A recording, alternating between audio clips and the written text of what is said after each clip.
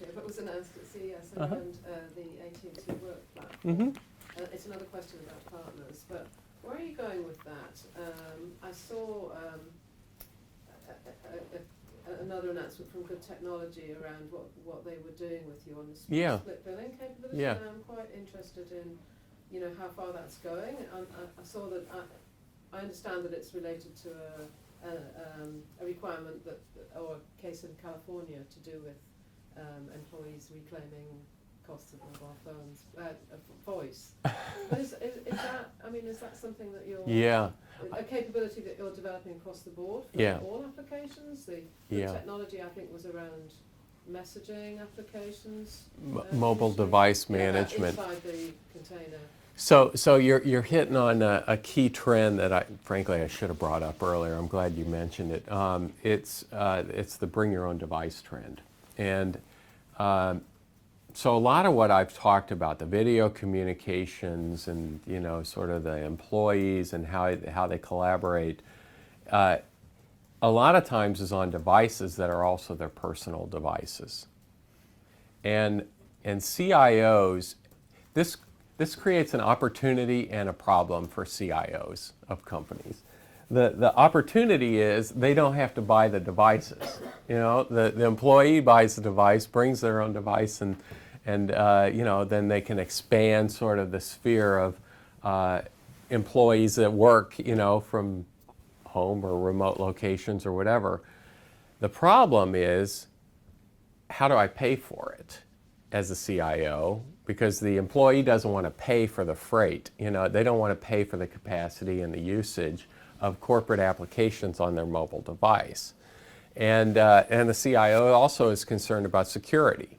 You know, I want to make sure that if that employee is accessing, you know, applications that are corporate applications, how do I keep it secure? And so Good Technologies, Mobile Iron, AirWatch, OpenPeak, which creates something called Toggle that we sell as well, all have created this ability to protect the device, but what they haven't solved is the billing issue. So that when that employee, let's say that employee is doing a lot of video calling for work, for a work application, maybe they're watching training. You know, back to your multi-point question, they're watching training on their personal device, and that's eating up, you know, their bucket of data. The employee isn't going to be happy about that because they don't want to pay for corporate use.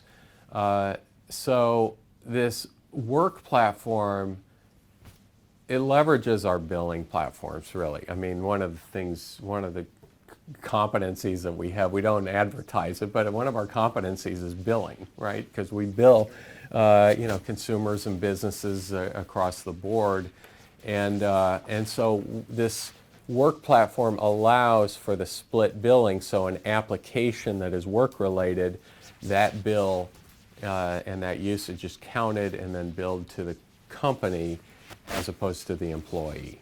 Doesn't count against the employee's data bucket. How does the software know? It's application specific. Okay. And it's called Toggle? The work platform. Oh, it's part of work. Yeah, it's the AT&T Work platform. So we just announced it at CES. We also have something called Toggle, which is kind of our own kind of dual persona software solution, just for that very purpose. OpenPeak. Okay, yeah. Right. So that's an example where we partner with somebody to bring the software to bear. I'm not apologizing. No, you sounded like you were. Sorry. Well, it's a global SIM. Can somebody just give me the one sentence explainer what it is? Does it have all the frequencies on it? Yeah, it has the predominant, but it's not a radio technology, right? It's a SIM. So it goes into the phones and the device. So you know, when the phone still has to have the radio. The phone still has to have the radio, or more likely than not, it's not a phone. More likely than not, it's some kind of a module that plugs into a tractor or plugs into a boat or something like that. Oh, good point. I don't know if